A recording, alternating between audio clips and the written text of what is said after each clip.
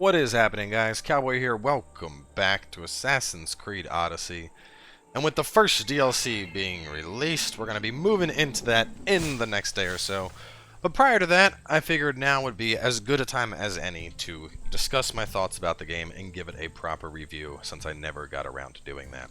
So the first thing you'll notice is I look pretty damn different, and this actually ties into something I want to touch on before the review, and that is the ongoing support they've had for this game. So I haven't touched Odyssey since the series wrapped up, and I log in to find we have transmog now.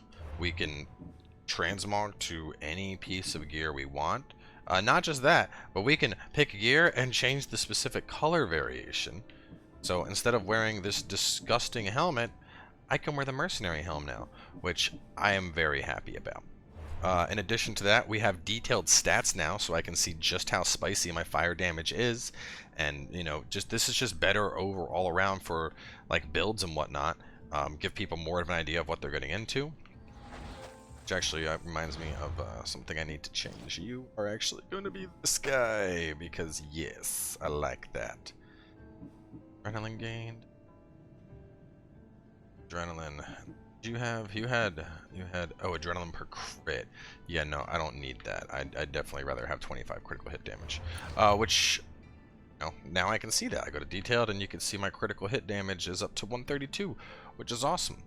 Moving on from there into abilities, they've also added in a mastery level system, so that instead of doing a hybrid build like I did, where I, you know, picked up a bunch of stuff in hunting, picked up assassin, I could take those abilities, go over here to warrior, and just specifically increase my damage with heavy bladed weapons, up to what looks to be 60%. So pretty damn big jump there, and it also gives you a reason to keep playing after the fact. So anyway, point is, it's cool to see that there's still ongoing support for a single-player game like this after launch. I think that really shows a lot of the kind of quality they want to see their games recognized for. But anyway, let's go into the game and talk about things. While I'm working on this, I'm going to just be making my way up towards that peak, knocking out some stuff that I run into along the way. So first and foremost, the main thing I want to touch on here is when it comes to Assassin's Creed Odyssey, I don't even really feel it's an Assassin's Creed game. You know, I feel very much this game could have been a standalone title called Odyssey, and I think it would have done perfectly well. But at the end of the day, you know, you got to have that Assassin's Creed label on it to make sales, I guess. That being said, I still think it was a fantastic journey, and I think one of the most interesting points is when I first heard about this game, when I first heard it was announced, my initial perception was, oh, it's just Origin 2.0. You know, I looked at it as they copy-pasted Origins into a new setting, and oh my god, like, I was so wrong. If anything, it feels like Origins was more of like a beta for what this game was. You know, there was so much more content and depth that was available in Odyssey that it easily became, without question, my most enjoyable Assassin's Creed experience ever. Even more so than Black Flag, and I loved Black Flag. You know, the world, the story, the changes to the combat, the skill tree. I think for their first time really trying to do an in-depth kind of RPG-esque system, especially adding in branching dialogue and whatnot, I think they did a pretty damn good job. But there are a couple of areas that I think that they could have improved. So to start looking at the story, for example, I think the story was pretty good. The whole thing about trying to get Demos back, and you kind of have either you're going to pull Demos back to you, or you're going to decide that she's not worth it. And you do have this branching decision, which I think you can easily get behind one or the other. But at the same time, there's other areas in the story where it feels that, you know, no matter what, things were pointless. And to kind of play both sides of the coin here, you know, we had that one quest where I helped the family, and then apparently I ended up putting a plague on the starter island. And, you know, that was kind of shitty to find out. Obviously, I've never gone back to the starter island, but it was shitty to hear that, you know, like, oh, wow, you know, I guess my choices really do matter. But then on the flip side of things, about halfway through the story, Phoebe ends up dying. And, you know, I've looked into it, and apparently it was just, that's how things go down. No matter what, you cannot say Phoebe. And it's kind of like, well, you know, meanwhile, I thought it was a mistake that I made that got Phoebe killed, and then I find out that no, she's set to die no matter what, and it kind of raises the question of, well, you know, if we're gonna let choices impact the player, you know, why limit it to minor choices? Like, Kefalonia gotta play. Great. I haven't been there. I don't really give a shit. Phoebe is actually a character that you get invested in, and on top of that, you know, a harmless character. Phoebe didn't hurt anybody. She was a little kid. And you play this father figure or mother figure role to them, depending on if you're Alexios or, what's her name? I don't even know the female's name. Cassandra. God, it's been that long. And then they just murder her off, and it's like, why the hell would they kill her? You know, it really kind of just tugging at the heartstrings for the sake of doing it, I guess. But so I feel that, you know, especially with them kind of moving into this RPG-esque form for Assassin's Creed, if that's where they want to go, that's fine. But I think they need to really expand on the choices. And what the here, just beating people up? Because that's what it looks like. Oh no, this guy was just taking a nap. Oh man. Moving on from the story though, let's talk about the combat, because I enjoy the changes to the combat so much in this and in AC Origins. You know, you have the parry system, you have the not only do you have parries, but you have like that last minute dodge where you dodge and you can follow up on things with a really big attack. I think that's really interesting. You obviously have a lot of depth regardless of if you want to go for a ranger, a warrior, an assassin. You can hybridize into elemental builds. You can pick a little bit of everything. And one thing that I really appreciate, I know I'm kind of blurring the lines here between character creation and combat, but I feel that they go kind of hand in hand here, is that, you know, you start kind of very much focused. Like, we had a lot of trouble at the start. We respec into warrior and focused on just warrior skills, and we did pretty well. And then towards the end, when I had skills to branch out, I then picked up 4 ranger abilities, and I picked up some core assassination passive type stuff. And I really feel that I fleshed out my build into a, you know, a warrior that used ranged as a support method, and then kind of finalize things with being like, I want to be a fire warrior going into the Agamemnon set. And then, you know, with the addition of the mastery levels they added, and I feel that you could take that even further, which is really refreshing to see. You know, like, I could, in theory, I could go back and just keep playing this and do all the side quests and shit, and I'd still have something to work towards, which is quite refreshing. So I think they did a really good job there, you know. But at the same time, kind of on the flip side of things, you know, there were areas that could have been improved with the combat. Namely, ranged in this game is disgustingly strong. Now, I get it, you know, you can't perfectly balance everything. In an ideal world, yes, that would be the case. But there are certain things in this game that are just silly. Like the fact that I can do this, and boom, through a wall, and that guy's dead. And boom, through a wall. Like, that's honestly that's not cool. That's not cool, game. And I know you're going to be like, but Cowboy, you're the one choosing to do that. And you're goddamn right I am. But, I mean, let's just be honest with each other here. This is silly powerful, and it shouldn't be allowed, is my point. At the same time, you know, it's a single-player game. It's not hurting anybody, so fuck it. Let players be as powerful as they want. It's not necessarily a bad thing.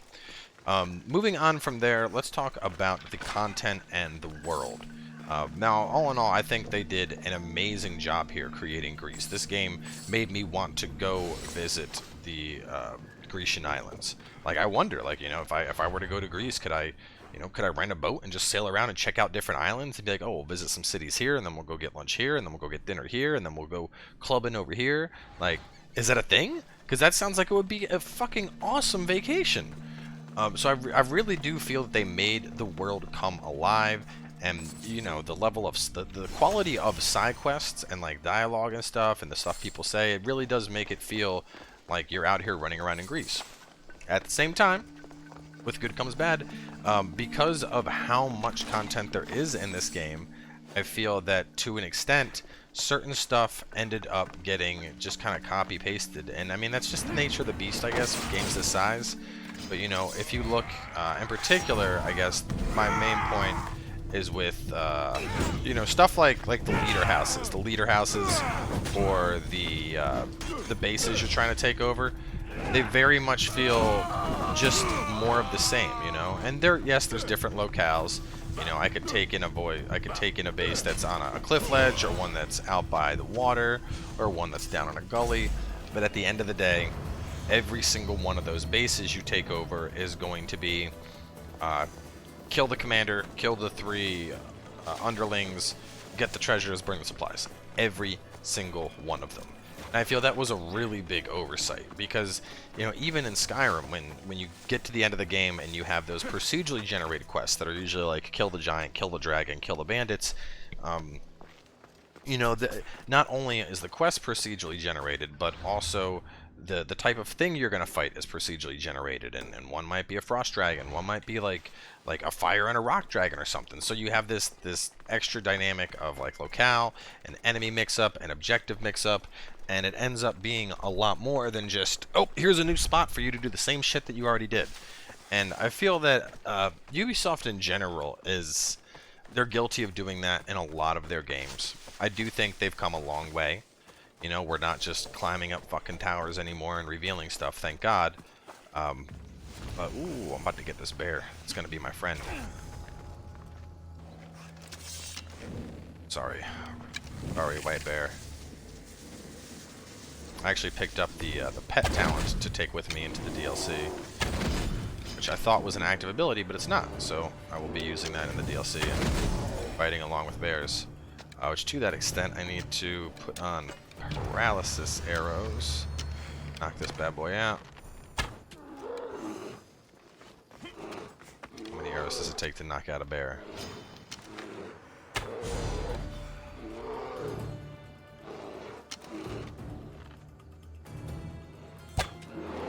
Me?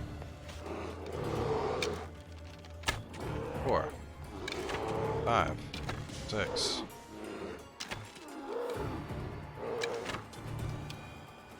Okay, so I should just shoot him in the face with regular arrows and then finish it with a paralysis arrow, it seems. Now we know, and you are my new friend. Hunt with me. Cool. But, you know, they could have done more to make things individualized. Have one leader house that's, like, guarded by assassins.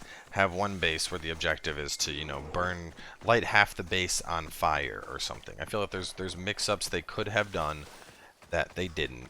And I feel that while there is still a ton of content to do in the world, and the world is still very much alive, I feel it could have been better. I can't help but feeling like, you know, what could have been? How much better could this have been if they had, you know, really done that? I'd probably still be playing this game.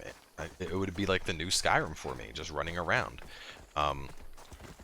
Anyway, moving on from there, some other areas where I feel the game definitely could have improved would have been the battle between Athens and Sparta. You have this ongoing conflict between Athens and Sparta, and you're supposed to pick one side or the other. I mean, even now, even in post-game, you know, if we go, look, this was a Sparta, and that's Athens, and that's Athens, and this is Sparta, and this is controlled by Sparta, and this one's controlled by Athens, and at the end of the day, I didn't really give a shit. I just sided with whoever was going to give me more rewards.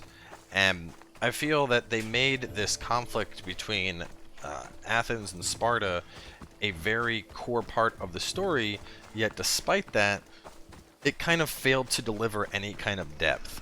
And I don't know if they just, you know, they had an idea and it was, I guess, I mean, they did have an idea. They knew what they wanted to do with it and they just executed it poorly. But there should have been something, you know, like if you, I don't know, if you pick a faction and you side with them and you're in a region that faction controls, you get a damage bonus or a movement speed bonus, or, you know, since you're a mercenary, when you sign up with a particular faction, you get a bonus for when you're in areas, or something like that. I feel like they could have done more, you know, and to compare it, think of similar games. Think of, you know, Skyrim, where if you're in the companions and you get into a battle, every now and then a companion will just show up and assist you in the battle. Something like that, you know. But aside from that, let's move on. So, other stuff, sound design, music, I think the game did fine, and, you know, the intro theme in particular, pretty catchy. The whole like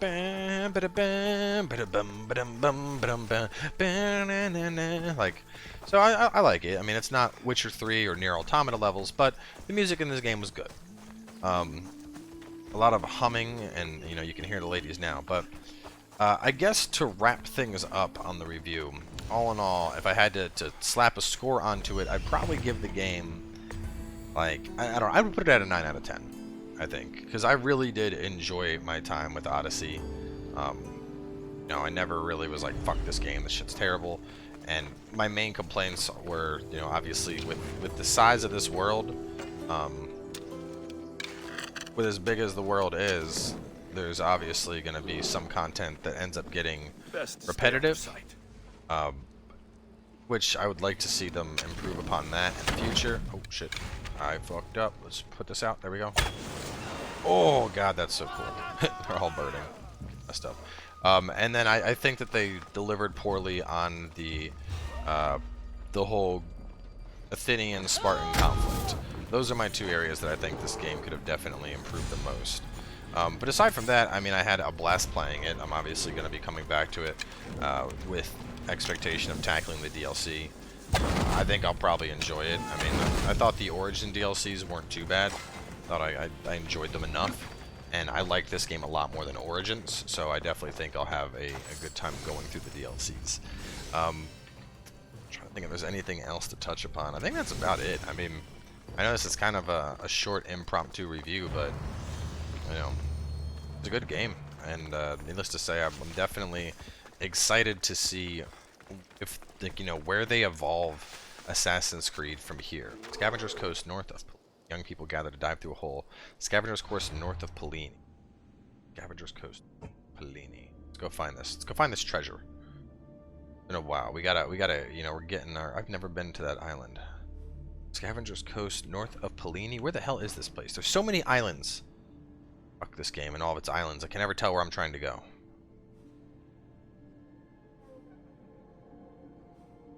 I don't know. Anyway, we'll just wrap things up. I'm going to head on over here.